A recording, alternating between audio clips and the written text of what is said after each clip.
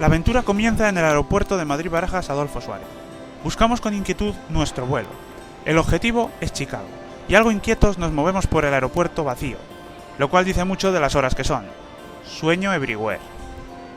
Finalmente, una voz simpática anuncia que el vuelo está listo, y tras unas cuantas horas de avión, 2 películas y una charla con la abuela Rosemary, llegamos a nuestro destino, Chicago. Pero antes de empezar, vamos a hacer un poco de historia. La Ruta 66 es también conocida como la Carretera Madre. Se creó en 1926.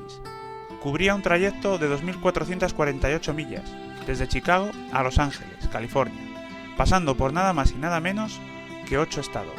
Fue la ruta principal de migración a California en tiempos de crisis, y a día de hoy es un icono turístico que mucha gente quiere recorrer y permite dejar riqueza en los pueblos y ciudades que transitan. De vuelta en Chicago y rumbo al lago Michigan, Estados Unidos nos dio la bienvenida a lo americano. Un colgao se quería tirar desde un puente, menudo circo, la policía, los bomberos, ambulancias y hasta un helicóptero de los guardacostas acudieron a su encuentro. Por fin, y tras el susto del puente, el lago Michigan nos abría sus puertas, y fue cuando pudimos ver el desnivel que existe entre las aguas del lago y del río. Es uno de los 5 grandes lagos de Estados Unidos. Llega a alcanzar los 281 metros de profundidad y tiene un volumen de 4.918 kilómetros cúbicos. Y como curiosidad, el estado de Michigan recibe el nombre del lago, y no al revés, como a veces se cree. Descubrimos que es el mejor lugar para contemplar un espectacular skyline que nos ofrecía Chicago.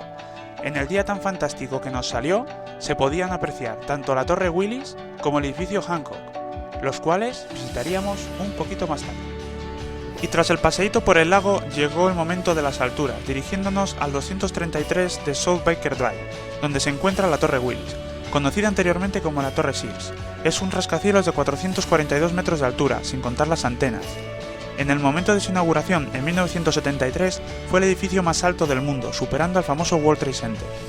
Su construcción se basa en un prisma de base cuadrada compuesta de 9 tubos cuadrados, variando entre ellos las alturas. Desde su mirador, en un día claro, se puede ver a 80 kilómetros a la redonda.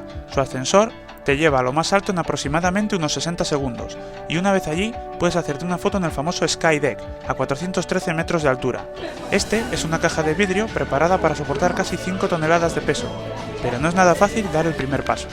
Enseguida te das cuenta a qué altura estás, cuando todos los demás edificios te parecen insignificantes. Mi recomendación es ir un poco antes del atardecer, así ver la puesta de sol desde el mirador. Es una experiencia inolvidable. Al día siguiente fuimos al segundo objetivo, el edificio Hancock, situado al final de la Milla Magnífica, llamada así por la cantidad de tiendas donde te puedes pulir el dinero de manera magnífica. El edificio Hancock tiene 344 metros de altura y su construcción terminó en mayo de 1968. Desde su mirador tienes unas vistas increíbles del lago Michigan. Tras la dura ascensión, tuvimos que buscar un sistema de hidratación muy a nuestro pesar, como veis. Tras la Torre Willis y el edificio Hancock, nos dimos cuenta que en Estados Unidos las cosas no son precisamente pequeñas. Proseguimos nuestra andadura por la ciudad de Chicago, descubriendo unas vistas alucinantes y unos lugares de interés muy chulos y por supuesto muy americanos.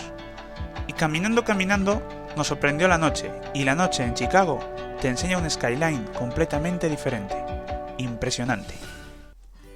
En nuestro tercer día decidimos descubrir el famoso Bean, aunque realmente se llama Cloud Gate, posiblemente una de las zonas más turísticas de la ciudad.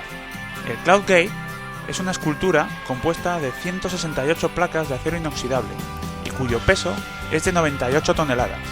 El exterior pulido es lo que más llama la atención, ya que hace las veces de espejo, y si te metes debajo, entre toda la multitud, no es nada fácil situarse, y la visión puede resultar hasta mareante. No pudimos resistir la tentación de hacer unas cuantas fotografías con algún troleo que otro, pero fue otra forma de ver Chicago. Buena forma de empezar la mañana.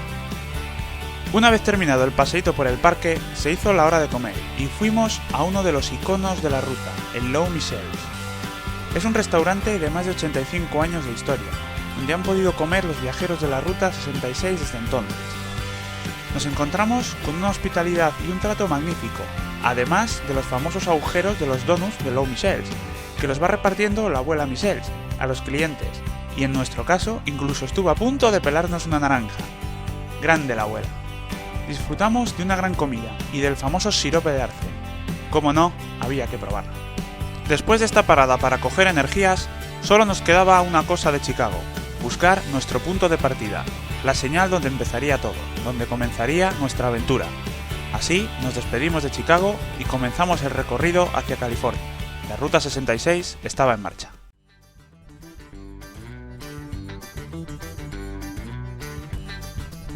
Pronto llegamos a la primera parada, el pueblo de Juliet, donde se encuentra un famoso centro turístico de la Ruta 66. En él puedes encontrar diversos mapas y folletos muy útiles para el viaje, además de una ambientación fantástica que nos ayudó a darnos cuenta del viaje que habíamos comenzado y de las sorpresas que nos esperaban.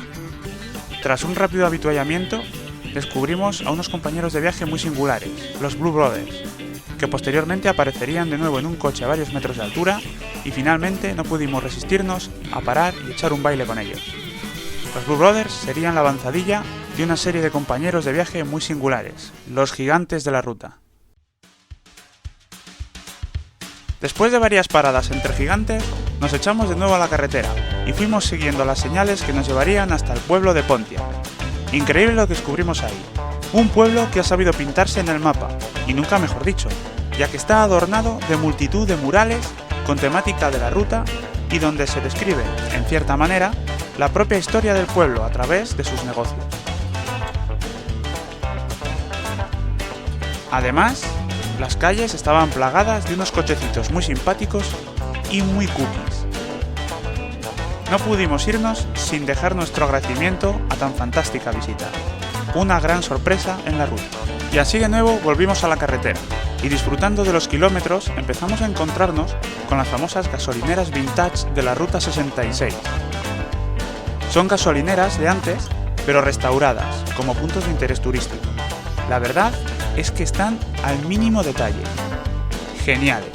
El siguiente pueblito donde paramos fue Hammer, gracias a la recomendación de una simpática pareja que conocimos en Juliet. En él, además de un buen almuerzo, disfrutamos de coches de época, recordando películas como Gran Torino, pero también había coches de hoy, y vaya coches. Y de nuevo a la carretera, pero esta vez algo nos sorprendió y llamó nuestra atención al cruzar por unos maizales. La carretera era distinta. Era una carretera de adoquines rojos, restaurada, pero respetando la estructura de la antigua Ruta 66. Había que parar para examinar esa carretera, y creedme, no fuimos los únicos locos que paramos. Tras un exhaustivo estudio de la carretera y los alrededores realizado por gente seria, como nosotros,